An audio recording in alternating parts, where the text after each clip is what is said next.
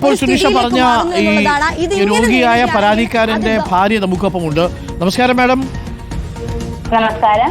എന്താ സംഭവിച്ചത്? അവിടെ സാധനങ്ങളൊന്നും ഇല്ലേ ആശുപത്രിയിൽ? സാർ, നമ്മളെ സൂപ്പർ സ്പെഷ്യാലിറ്റി മെഡിക്കൽ കോളേജിൽ നിന്ന് റെഫർ ചെയ്തതാണ് ശ്രീജിത്രയിലോട്ട്.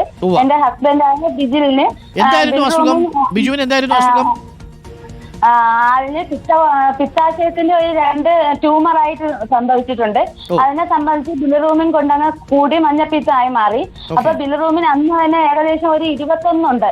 നമ്മൾ ഇവിടെ ശ്രീചിത്രയില് ശസ്ത്രക്രിയക്ക് പോകുന്നതിന്റെ തലേന്ന് മെഡിക്കൽ കോളേജ് സൂപ്പർ സ്പെഷ്യാലിറ്റിയിൽ അഡ്മിറ്റ് ആയ അന്ന് തന്നെ 21.5 വന്ന് നിൽക്കുന്നത്. അപ്പോഴേ അന്ന് തലേന്നും അവർ എന്നെ വിളിച്ച് 2-ാം തീയതി എന്നെ വിളിച്ച് ശ്രീചിത്രക്കാർ വിളിച്ച് ചോദിച്ച് നിങ്ങൾ വരൂലേ, കൺഫേം അല്ലേ, വരൂലേ? ഞാൻ പറഞ്ഞു കൺഫേം ആണ് സാർ.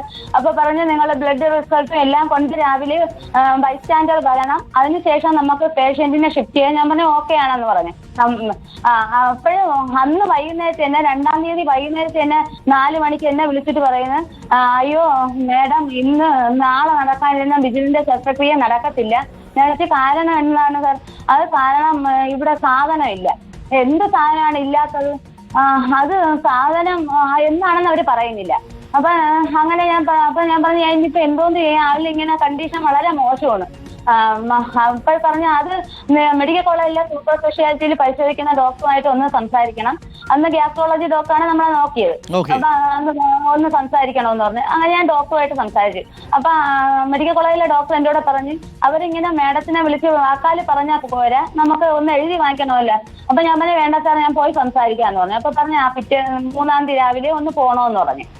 അപ്പൊ ഞാൻ അതവിടെ വെച്ച് അങ്ങ് സ്റ്റോപ്പ് ചെയ്ത് ഞാൻ 3-ാം തീയതി എന്നിട്ട് ഞാൻ ഈ ശ്രീചിത്രയിലെ ആ സാറിനുമായിട്ട് കോൺടാക്ട് ചെയ്ത്, സാറേ ഞാൻ എവിടെന്നെങ്കിലും വാങ്ങിച്ചുകൊണ്ട് വരാം, എന്ത് സാധനമാണെന്ന് നിങ്ങൾ എന്ത് സാധനമാണെന്ന് പറയുന്നില്ല. എന്ത് സാധനമാണെന്ന് പറയുന്നില്ല. എവിടെ വെളിയിൽ എവിടെ ഉണ്ടെന്ന് നിങ്ങൾ പറ, ഞാൻ എവിടെ വേണമെങ്കിലും വാങ്ങിച്ച് ഞാൻ കൊണ്ടുതരാം.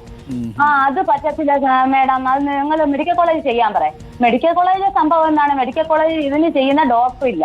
മെഡിക്കൽ കോളേജിലെ ഡോക്ടർ പറയുന്ന ഇവിടെ ചെയ്താൽ സക്സസ് ആവൂല, അവിടെ ഡോക്ടർ ഇല്ല. നമ്മളൊരു ഗവൺമെന്റിന്റെ ഒരു കാര്യമാണ് ഞാൻ ഈ സംസാരിക്കുന്നത്. മാഡം, ഈ ഇപ്പൊ ബിജുവിന്റെ അവസ്ഥ എന്താ? ഇപ്പൊ ഓപ്പറേഷൻ നടന്നോ ഇല്ലയോ? ഇല്ല സാർ, എനിക്ക് പൂർണ്ണമായിട്ട് എനിക്കിത് സംസാരിക്കണം. അപ്പോഴ് എന്നിട്ട് ഞാൻ രാവിലെ എന്റെ ഹസ്ബൻഡിന്റെ സഹോദരിയുടെ ഭർത്താവും മക്കളും വന്ന് അവരെ പറഞ്ഞ് ഞാൻ ശ്രീചിത്രയിൽ വിട്ടു. 3-ാം തീയതി രാവിലെ അന്ന് നടക്കാനുള്ള ശസ്ത്രക്രിയയാണ്. അന്ന് പറഞ്ഞു വിട്ടപ്പോഴത്തേക്ക് കൊച്ചുങ്ങള് ചെന്ന് സംസാരിച്ച് MLA കൊണ്ട് പറയിപ്പിച്ച് എല്ലാരെ കൊണ്ടും പറയിപ്പിച്ചിട്ട് എഴുതി അവിടെ കൊടുത്ത് നമ്മൾ പുറത്തുനിന്ന് വാങ്ങിത്തരാം എല്ലാം പറഞ്ഞിട്ട് അവർ പറഞ്ഞ് പുറത്തുനിന്ന് വാങ്ങിച്ചാൽ ചെയ്യാൻ പറ്റൂല. പിന്നെ അപ്പോഴത്തേക്ക് അതിനാണ് വളരെ മോശമായി. അപ്പോഴും ഞാൻ മെഡിക്കൽ കോളേജിലെ ഡോക്ടറെ ചോദിച്ചു, പിന്നെ ഇത് എവിടെയാണ് സാറേ ഉള്ളത്? നമ്മൾ സാമ്പത്തികമായിട്ടൊന്നും ഉള്ളവരല്ല, എവിടെയാണ് സാറേ ഉള്ളത്? അത് കിംസിലും മെഡിസിറ്റിയിലും. ഒരു സാധാരണക്കാരെ ആൾക്കാരുടെ അടുത്ത് പറയുന്നതാണ് കിംസും മെഡിസിറ്റിയും താങ്ങാൻ പറ്റുന്ന കാര്യമാണ്. അപ്പൊ എനിക്ക് എന്റെ ഭർത്താവിന്റെ ജീവനാണ് വിലയുള്ളത്, ജീവൻ വേണം. 49 വയസ്സേ ഉള്ള ആളിന് നല്ലോണം പൊക്കോണ്ടിരുന്ന ഒരാളാണ്. അപ്പോഴും ഞാൻ പറഞ്ഞു കിംസും മെഡിസിറ്റി അങ്ങനെ നമ്മൾ എല്ലാവരുമായിട്ടൊക്കെ സംസാരിച്ചു. നമ്മളെ ആൾക്കാർ എന്ന് വെച്ചാൽ നമുക്ക് പിന്നെ അന്നേരം അവിടെ അടിയും വഴക്കുണ്ടാക്കി പോകുന്നതല്ല ലക്ഷ്യം, ഈ ആളുടെ ജീവൻ വേണം. അങ്ങനെ നമ്മൾ എല്ലാവരുമായിട്ട് ഫാമിലി എല്ലാവരുമായിട്ട് സംസാരിച്ച് എല്ലാവരും കൂടെയൊക്കെ എങ്ങനെയെങ്കിലും ഒക്കെ പൈസകൾ കടം മറിഞ്ഞും പലിശയ്ക്ക് തന്നെയാണ് എടുത്തത്. പലിശയ്ക്കെടുത്തും എങ്ങനെയെങ്കിലും ഒക്കെ ഒപ്പിച്ച് കിംസിൽ അവിടെ പോയി ഞാൻ സംസാരിച്ച് ചേഴാറിയൊക്കെ പോയി സംസാരിച്ച് കിംസിലെ ഡോക്ടർ എല്ലാ ഡീറ്റെയിലും ചെക്ക് ചെയ്ത് എല്ലാം പരിശോധിച്ച് കൊണ്ടുവരാൻ പറഞ്ഞു. പേഷ്യന്റിനെ കൊണ്ടുവന്നു എന്ന് പറഞ്ഞ് അന്ന് 6:30 മണിക്ക് മെഡിക്കൽ കോളേജിൽ നിന്ന് റെഫർ തരൂല, നമ്മളായിട്ട് കൊണ്ടുപോകണം എന്നുള്ള ഒരു തുണ്ട് 2 കൽപ്പിച്ച് ഞാൻ വാങ്ങിച്ച് നേരെ അവിടെ ചെന്ന് കയറ്റി ഇന്നലെ കാര്യം നടന്നു. മെനങ്ങാന്ന് കാര്യം നടന്നു. എത്ര രൂപ ചെലവായി കാണും ഇപ്പോ? 1,50,000 രൂപ ചെലവായി കാണും. അപ്പൊ ഇത് ഈ ആശുപത്രിയിൽ സൗജന്യമായിട്ട് ചെയ്തു തരേണ്ടതാണ്. അവിടെ എന്താണ് കുറവെന്ന് ഇപ്പോഴും അറിയില്ലല്ലേ? നമുക്ക് എന്ത് കുറവാണെന്ന് പറഞ്ഞിട്ടില്ലല്ലേ? ശ്രീചിത്രക്കാര് ഫ്രീ ആയിട്ടല്ല ചെയ്യുന്നത്. അവർ എനിക്കടുത്ത് 23,000 രൂപയാണ് ചോദിച്ചത്. 23,000 രൂപ. ഞാൻ 25,000 രൂപയെ വട്ടിപ്പലിശയ്ക്ക് എടുത്തുകൊണ്ടാണ് ശ്രീചിത്രയെ പോണോ. പക്ഷെ എന്നിട്ടും അവിടെ സാധനം ഇല്ലെന്നാണ് ഇവർ പറയുന്നത് അല്ലേ?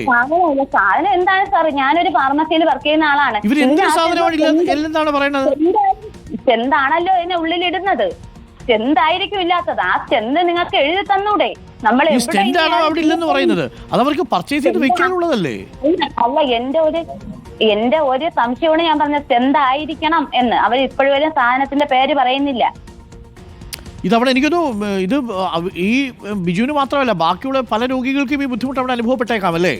സാറേ ഈ എന്റെ ഭർത്താവിന്റെ കണ്ടീഷൻ കിംസുകാരാണ് എന്റെ ദൈവം ഇപ്പൊ പറയുന്നത്. പൈസ പോയാലും നമ്മൾ ഇനി പലിശക്കടം തീർക്കണമെന്നല്ലേ ഉള്ളു. അവിടെ എത്തിയപ്പോ ആളിന് 21.5 ബിലിറൂമിൻ. മനസ്സിലായി. രക്തസ്രാവത്തിന്റെ വക്കിലെത്തി വൈറ്റമിൻ കെ കൊടുത്തോണ്ടിരിക്കുന്നത്. രക്തസ്രാവം ആണോ ബിജു ഉള്ളത്? ഇപ്പൊ കിംസ് നമ്മള് നമ്മളെ വീട്ടിലെത്തി.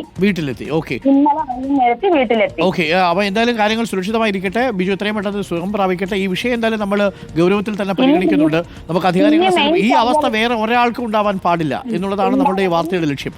താങ്ക് യു കേട്ടോ, പ്രതികരിച്ചതിൽ താങ്ക് യു. ഒരു ഫാർമസിസ്റ്റ് കൂടിയാണ് ഇപ്പോൾ നമ്മളോട് പ്രതികരിച്ച യുവതി. ആ യുവതിയുടെ ഹസ്ബൻഡാണ് ബിജിൽ. ആ ബിജിലിനാണ് ഇതേപോലൊരു ദുരനുഭവം അവിടെ നേരിട്ടത്.